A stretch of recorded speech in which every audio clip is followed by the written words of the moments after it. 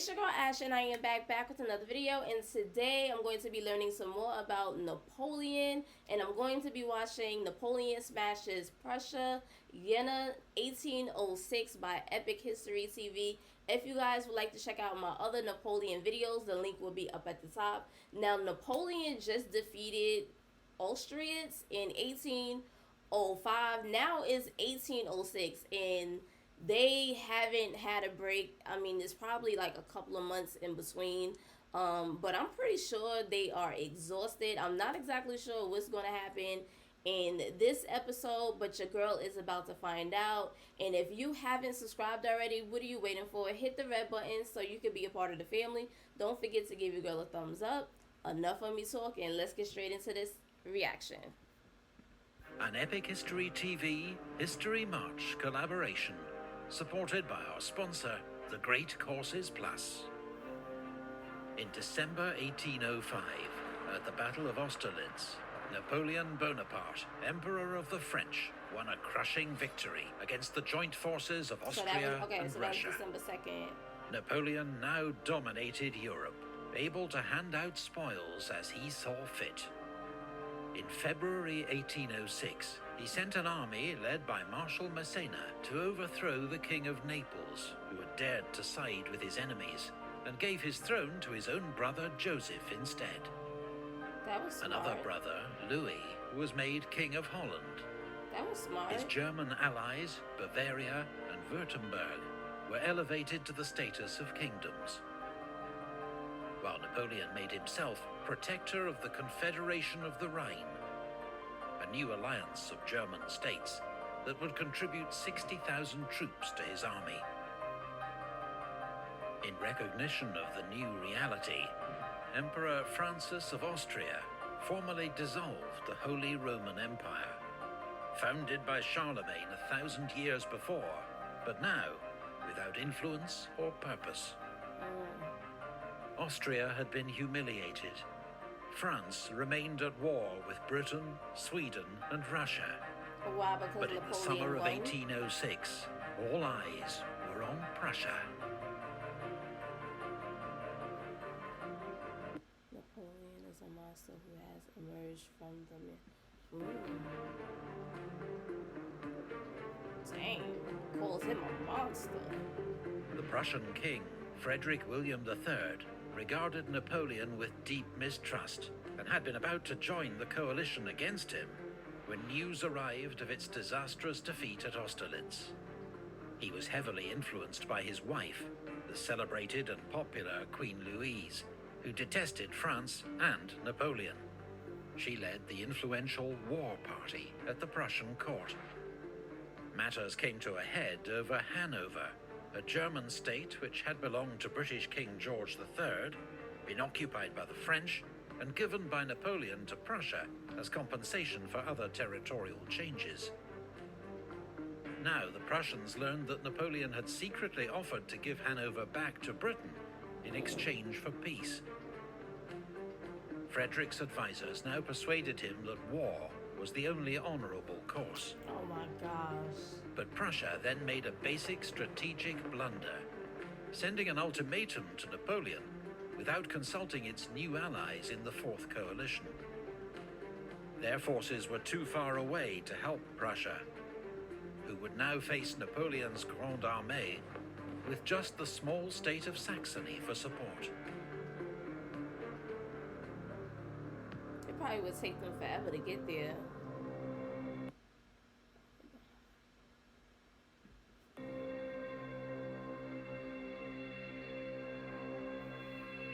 In 1806, the Prussian army had a fearsome reputation that dated back 50 years to the reign of Frederick the Great. Napoleon, a student of history, regarded it with respect. But Prussia's army had been allowed to rest on its laurels. Its generals were old, its staff work hindered by bureaucracy and personal rivalries, its movements ponderous and predictable. Prussian soldiers, however, could be relied on to fight with pride and determination, while Prussian cavalry was regarded as amongst the best in Europe. In October 1806, Napoleon invaded Saxony with an army of 166,000 men Damn. and 256 guns. 256 guns. Advancing in three... That's not a lot. To have 160,000 men and only 260 guns, that's not a lot at all. columns, the French crossed the mountain forests of the Thüringer Wald, along roads carefully reconnoitred by scouts and spies. Napoleon intended to threaten Leipzig and force a decisive battle with the Prussian army, which he believed was near Gera. The Prussians were, in fact, further west, concentrating near Erfurt, on the west bank of the river Saale. Its commander, the Duke of Brunswick, had hoped to threaten the flank of Napoleon's advance. So do Napoleon have more soldiers? But wrong-footed by the speed of the French, he now ordered a retreat north to find a new defensive line. On the 10th of October, at Saalfeld, Marshal Lannes' 5 Corps clashed with a Prussian advance guard, commanded by Prince Louis Frederick, the king's cousin. The Prussian force was routed, and Prince Louis himself killed in combat with a quartermaster of the French 10th Hussars. Oh, wow. 3 days later, Lannes made contact with a large Prussian force near Jena and sent news to Napoleon. The French emperor, believing he'd found the main Prussian army, rapidly issued orders for his corps to concentrate for battle at Jena. Bernadotte's 1 Corps and Davout's 3 Corps were to cross the Saale and fall on the Prussian flank from the north. But Napoleon was wrong. What? Lannes faced a 35,000-strong Prussian rearguard, commanded by General Hohenlohe. The main Prussian army, 52,000 men under the Duke of Brunswick, was further north, moving straight into the path of Davout's 3 Corps. Wow. I'm surprised he was wrong.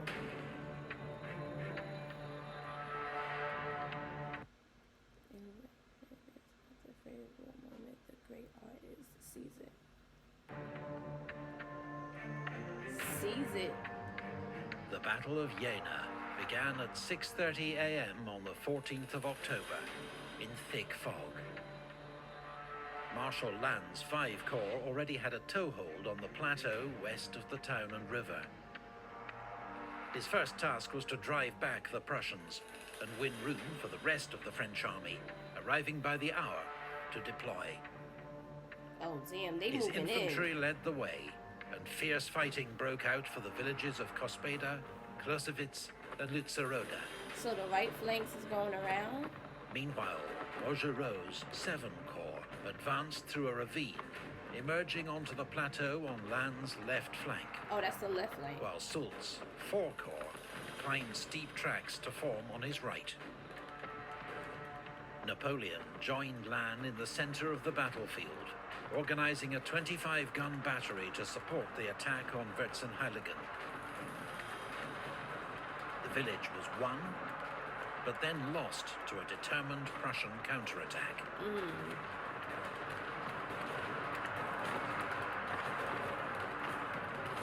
On the right, around 10 a.m., Soult's infantry secured Closewitz, but was counterattacked on its right flank near By the Rödigen. Prussians.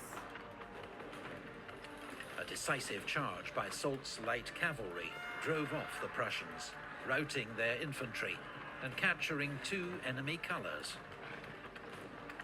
As 6 Corps began to arrive on the plateau, its fearless but impetuous commander, Marshal Ney, ignored orders and dived into the fighting around Vierzehnheiligen, becoming briefly cut off Oh, by wow. a Prussian Yeah, counterattack now they trapped. and having to be rescued by Guard cavalry. Oh, okay. But wait, where General they going up top? Hohenlohe was expecting the arrival of 15,000 more troops under General Ruchel at any moment. Until then, he remained largely inactive, shoring up his line and ordering limited counterattacks. But he had run out of time. Napoleon had begun the day with just 25,000 men. By 12:30, a steady stream of reinforcements had brought his strength up to 96,000. Damn.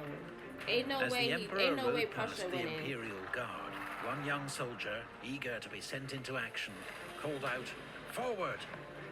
Napoleon stopped and demanded to know who had spoken, then rebuked the soldier as a beardless youth who ought not to offer advice until he too had commanded in 30 battles. He's like, slow your But the roll. moment had arrived. Although the Guard, to its Not frustration, qualified. remained in reserve, the other French corps were ordered forward in a general attack. The Prussian army began to give ground.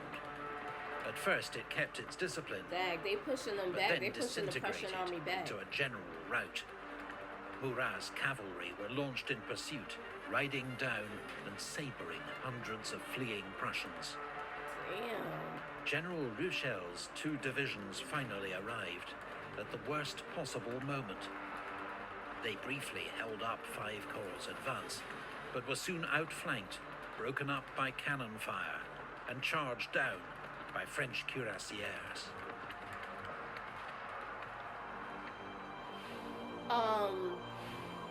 The cannon fire is like the round thing that you put like and then it goes boom, right? That's the cannon fire, right? Your marshals must be seeing double. Like the cannonball. Meanwhile, 12 miles to the north, near Auerstedt, Marshal Davout was marching southwest, expecting to fall on the Prussian left wing at Jena.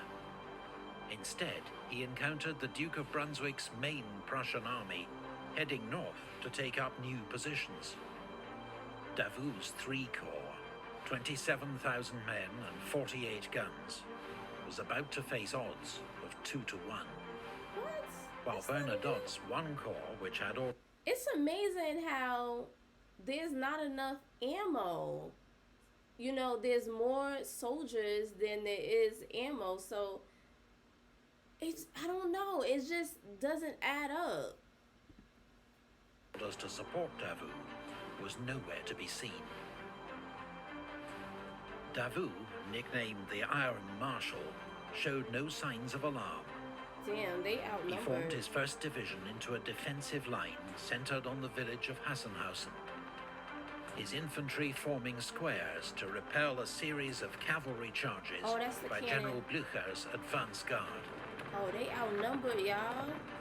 His other 2 infantry divisions arrived to strengthen the line, Oh, shoot. standing firm in the face of repeated Prussian attacks. But Prussian movements were slow and poorly coordinated, What? nor did they use their numerical advantage to try and outflank Davout. At a crucial moment, the Duke of Brunswick was shot through the eyes, a wound that proved fatal. King Frederick William himself took command. Several Prussian units remained uncommitted, but the king, convinced he faced the main French army under Napoleon, dithered. Around 12:15, Marshal Davout counterattacked. The Prussian army turned and It fled. ran. Oh Davout my had won gosh. a stunning victory against the odds. Damn. But at a heavy price, his corps suffered 25% casualties, 1 man in 4 killed or wounded, while inflicting twice as many losses on the Prussians.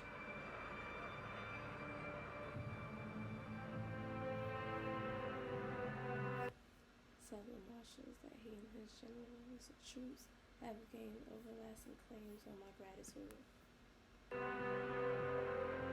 Wow. When news reached Napoleon that Marshal Davout had engaged and defeated the main Prussian army, he reacted first with disbelief, then heaped praise I upon know the he was Iron Marshal, proud. later awarding him the title Duke of Auerstedt. Marshal Bernadotte, in contrast, was nearly court-martialed for failing to support Davout. Napoleon's army began a masterful pursuit of the beaten Prussians, giving them no time to regather their strength.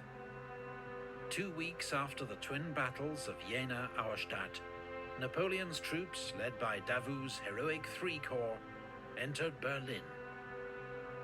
The next day, General Hohenlohe surrendered at Prenzlau. At Lübeck, General Blücher and 20,000 Prussians were driven out of the city in heavy fighting and forced to surrender. Wow. While 25,000 Prussians besieged at Magdeburg surrendered to Marshal Ney. Prussia's army had been devastated by a Napoleonic blitzkrieg. In just 33 days, Prussia had lost 20,000 dead, 140,000 prisoners, 800 guns, and 250 standards. Wow. It was a humiliation that proud Prussians like General Blücher would neither forget nor forgive. When he says 250 standards lost, what does that mean? Like civilians?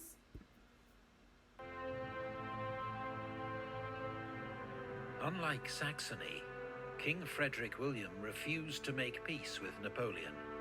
He continued to hold out in East Prussia, trusting in the approaching Russian armies to rescue his kingdom.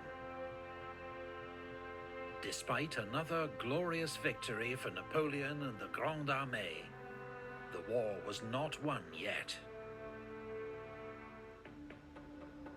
Napoleon Bonaparte was one of the greatest military commanders of all time.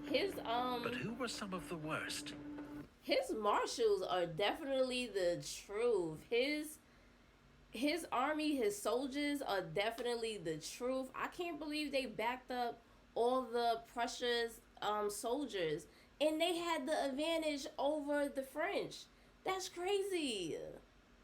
Oh my God. Like, yeah, I guess they wasn't well trained.